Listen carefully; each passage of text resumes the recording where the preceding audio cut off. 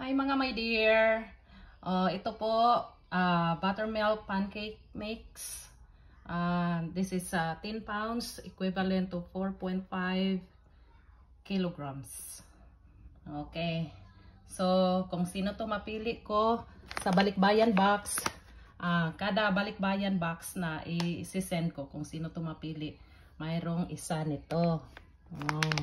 So, you just add water, then i-cook nyo sa on top of the stove.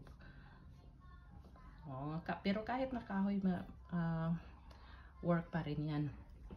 Okay, so nandito ang instruction, may instruction po ito, and then labels,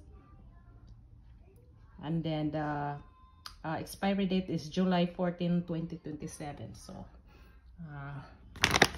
you can consume by then. Alright mga my dear. So, ang gawin nyo lang ay magbakas, mag-comment, mag-follow, mag-share sa ating post na video. Okay? See you some other time.